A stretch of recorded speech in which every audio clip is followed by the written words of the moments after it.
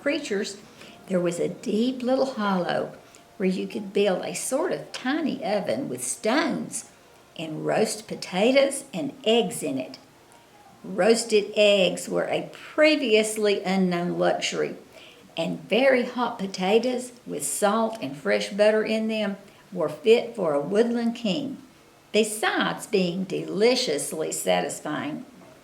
You could buy both potatoes and eggs and eat as many as you liked without feeling as if you were taking food out of the mouths of 14 people. Every beautiful morning, the magic was worked by the mystic circle under the plum tree, which provided a canopy of thickening green leaves after its brief blossom time was ended. After the ceremony, Colin always took his walking exercise, and throughout the day he exercised his newly found power at intervals. Each day he grew stronger and could walk more steadily and cover more ground. And each day his belief in the magic grew stronger, as well it might. He tried one experiment after another as he felt himself gaining strength, and it was Dickon who showed him the best things of all. "Yesterday," he said one morning after an absence, "I went to Thwaite for Mother, and near the Blue Cow Inn I seed Bob Hayworth. He's the strongest chap in the moor. He's the champion wrestler, and he can jump higher than any other chap and throw the hammer farther. He's gone all the way to Scotland for the sports some years. He's knowed me ever since I was a little un, and he's a friendly sort, and I asked him some questions. The gentry calls him an athlete, and I thought of thee, Master Colin, and I says, 'How did thou make thy muscles stick out that way, Bob? Did thou do anything extra to make thyself so strong?' And he says, 'Well, yes, lad, I did. A strong man in a show that came to Thwaite once showed me how to exercise my arms and legs, every muscle in my body.' And I says, 'Could a delicate chap make himself stronger with them, Bob?' And he laughed and says, 'Art thou the delicate chap?' And I says, 'No, but I knows a young gentleman that's getting well of a long illness, and I wish I knowed some of them tricks to tell him about.' I didn't say no names, and he didn't ask none. He's friendly, same as I said, and stood up and showed me good-natured like, and I imitated what he did till I knowed it all by heart." Colin had been listening excitedly. "Can you show me?" he cried. "Will you?" "Aye, to be sure," Dickon answered, getting up.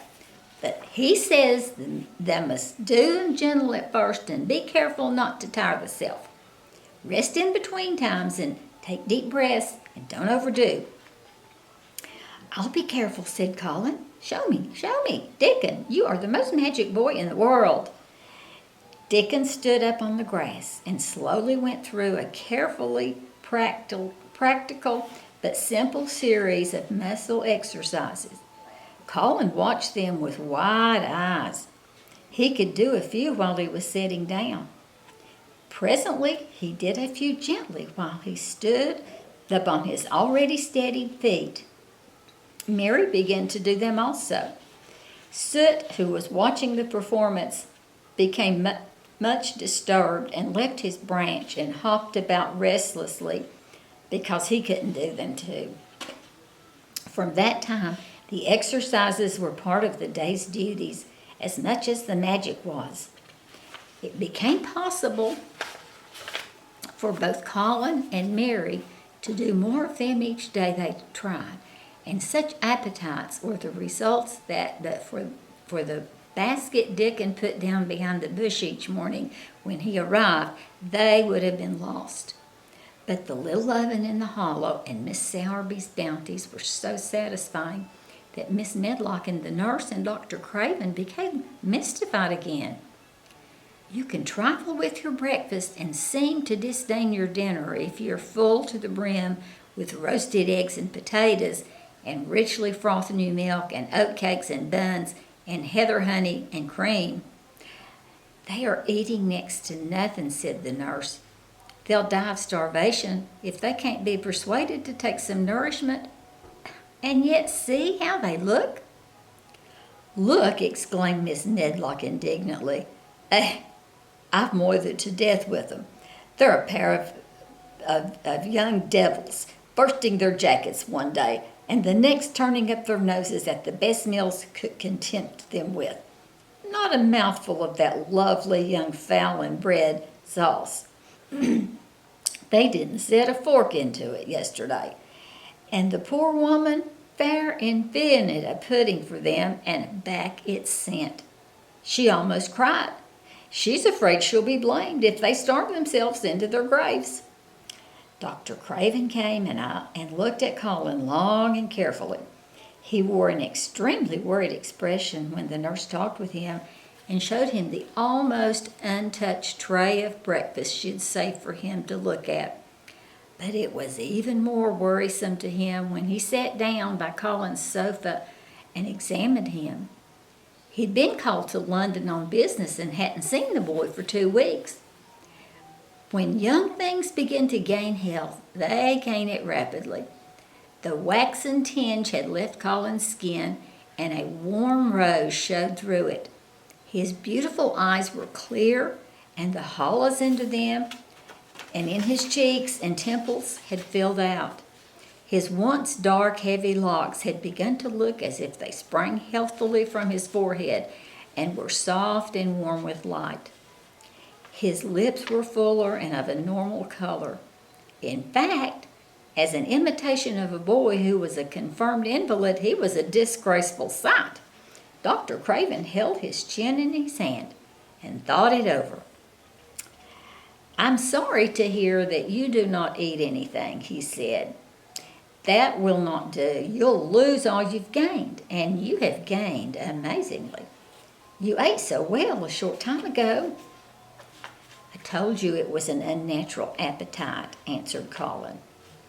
Mary was sitting on her stool nearby, and she suddenly made a very strange sound, which she tried so violently to repress that she ended almost choking. "What's the matter?" said Dr. Craven, turning to look at her. Mary became quite severe in her manner. "It was something between a sneeze and a cough," she replied with reproachful dignity, "and it got into my throat."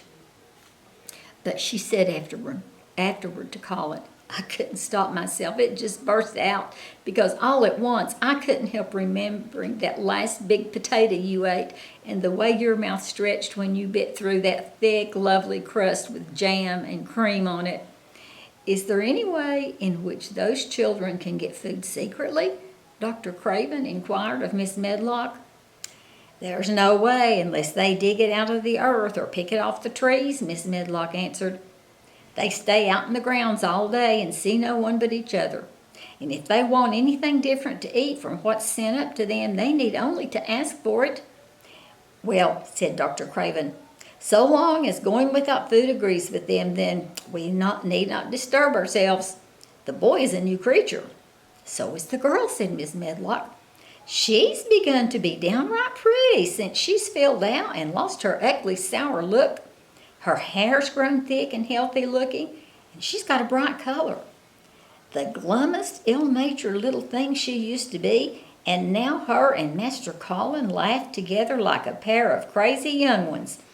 Perhaps they're growing fat on that." "Perhaps they are," said Dr. Craven. "Let them laugh.